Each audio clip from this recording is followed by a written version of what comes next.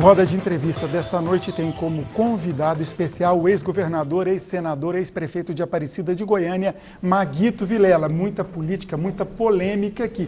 E olha só, o telespectador da Rádio Brasil Central, AM e FM, também está participando. Eu tenho uma aqui, aquela hora foi elogio, agora é o contrário, hein, Maguito? A professora Maria Lúcia Adorno, do setor oeste. Muitos estudiosos da área econômica, dentre outras áreas, criticam o senhor por ter vendido a usina de Cachoeira Dourada e ter deixado a CELG virar um abacaxi como herança para os próximos governos.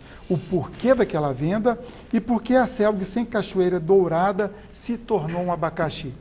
Professora Maria, na realidade, eu fui forçado a vender a Cachoeira Dourada pelo ex-presidente Fernando Henrique Cardoso, que não nega para ninguém, que pressionou realmente. Ou eu vendia ou não renegociava as dívidas do Estado.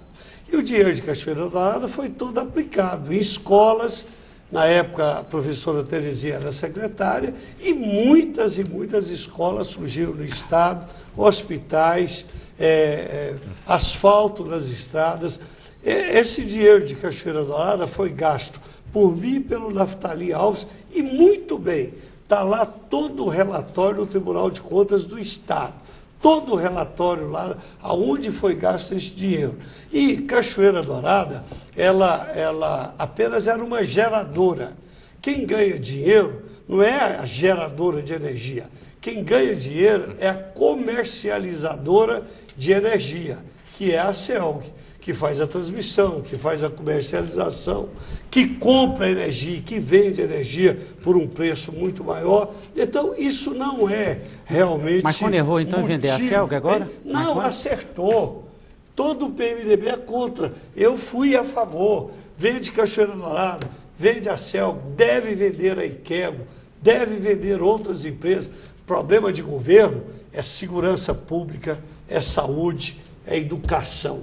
Se o governo municipal, estadual e federal fazer muito bem a segurança pública do povo, a educação dos filhos do povo e é lógico, também a infraestrutura aí de água, de esgoto também, que é muito importante. Mas se o governo fizer bem feito isso, ele já cumpriu o seu papel. Agora, o governo ficar administrando empresas, ficar administrando, aí, às vezes, empresas que não dão resultado, isso não é bom, nem para o Estado e nem para o país. O Estado ele tem que ser o grande fiscal de tudo, e não o gestor de tudo. Mas justificar a venda de Cachoeira Dourada, que era geradora, não comercializava, e agora ponderar aí a respeito da comercialização, que foi vendida, quem comercializa foi vendida, agora não fica contraditório? Não tem problema nenhum. O que o Estado arrecada com o ICMS da energia é uma coisa fantástica. 150 milhões por mês, 150 por mês. Ele não precisa de ter a CELG para ter dinheiro, ele tem o ICMS. E quando o PSDB dizia que o problema da CELG originava justamente na venda, isso foi muito usado na campanha. Isso não incomoda, não? Isso é política, isso é discussão de campanha política, mas na realidade não tem procedência nenhuma. Se você conversar com todos aqueles que criticavam, hoje vão ver que foi um acerto. E naquela época foi muito bem vendido e o dinheiro muito bem aplicado. O senhor já ouviu isso? E se não tivesse sido bem aplicado, eu teria que ter prestado conta à Justiça, ao Ministério Público, a tudo. O senhor já ouviu isso do governador Marconi Perillo, que foi correta a venda de Cachoeira Dourada? Não, no íntimo ele sabe que foi correta. O governador Marconi Perillo, ele é inteligente. Ele sabe que o Estado antes tinha que ter aí esse mundo de empresas, né, criadas inclusive no governo Mauro Borges. Naquela época precisava, mas hoje não. Hoje o Estado como um todo, ele tem que se preocupar muito com segurança pública, com educação, com infraestrutura na área de saneamento básico. Isso é que o Estado tem que preocupar. O Vacil citou aí o nome do governador Marconi Perillo. Maguito Vilela e Marconi Perillo conversam muito, de vez em quando, trocam café, tomam café juntos? Nós sempre tivemos uma boa relação administrativa e não tivemos relacionamento político até hoje nenhum. O governador nunca votou nos nossos candidatos. E nós nunca votamos nos candidatos do governador. Ele entende muito bem isso. Mas e nós entendemos. Agora, o bom relacionamento dele comigo, do governo republicano que foi com relação à Aparecida, quem foi que ganhou?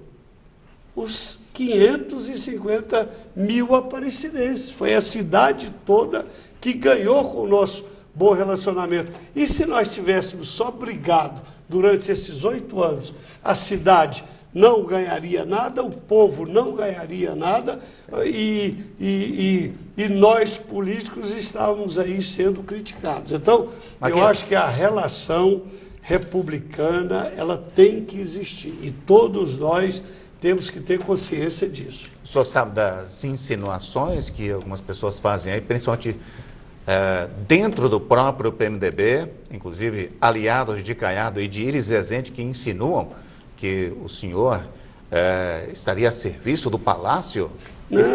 Isso, inclusive, foi dito de forma muito explícita. Altair, em quinta coluna, Tucano. As pessoas não podem querer confundir a opinião pública. O candidato do governador Marconi Perillo chama-se José Hélito. Por sinal, um bom cidadão, um bom caráter. O candidato do MDB chama Daniel Vilela. O pessoal do Daniel, do MDB, não vai votar no Zé Hélito. O pessoal do Zé Hélito não vai votar no MDB.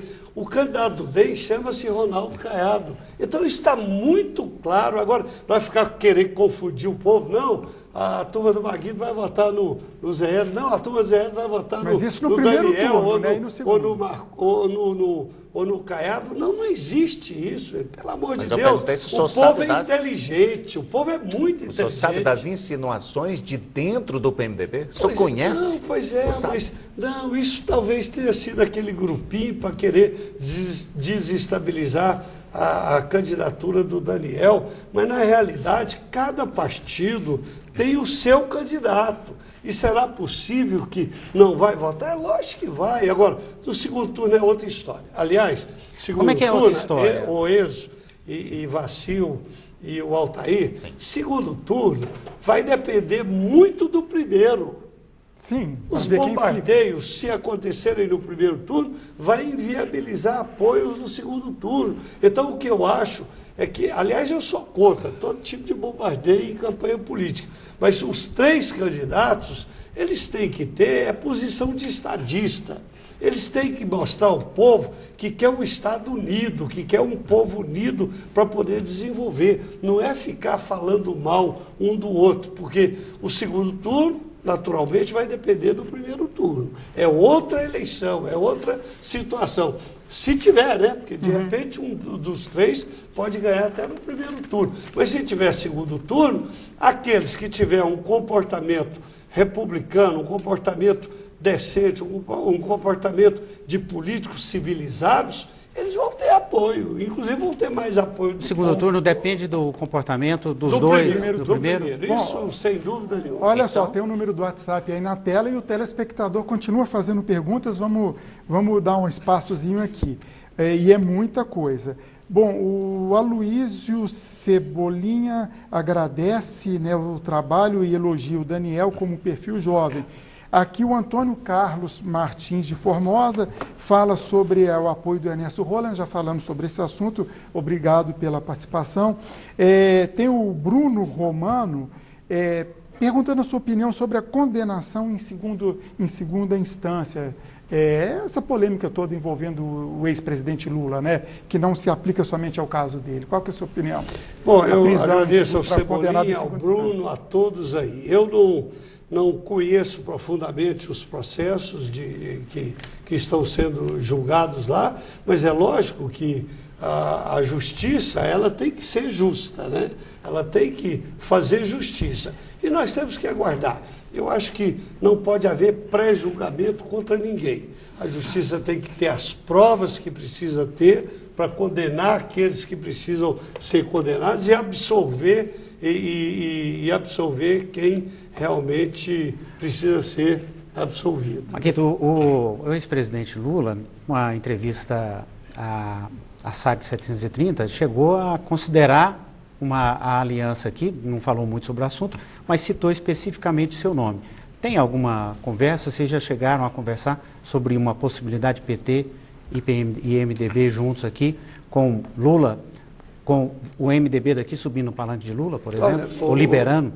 Vacil, na realidade, o presidente Lula ajudou a Aparecida, ajudou a ex-presidente Dilma, ajudou a Aparecida. Eu não sou ingrato, eu sempre agradeci eles pelas ajudas que deram à nossa cidade. E ao nosso estado, e quero crer que também tiveram pontos positivos do Brasil. A gente não pode sacrificar as pessoas que também têm méritos, têm virtudes, ao ponto de fazer o que estão fazendo. Mas, na realidade, o PT de Goiás é um PT bom. A Aparecida me ajuda muito, me ajudou muito. Mas tem algum peso esse PT muito, de Goiás? Tem, ajuda muito o Gustavo, o PT ajuda o Agenor lá em Mineiros, ajuda lá em Jataí, enfim, o PT tem valores também, a gente não pode achar que todo mundo do PT é ruim, não, de forma, e que todo mundo do MDB é bom, não, tem bons e maus em todos os partidos. Eu gosto do PT de Goiás, eu gosto do Pedro Wilson, do Humberto Haddad, do Luiz César, da delegada Adriana, eu gosto deles todos, do Antônio Gomide, fez uma bela administração em Anápolis, então não é o partido não manda fazer, o partido não manda ninguém fazer nada errado, pelo contrário.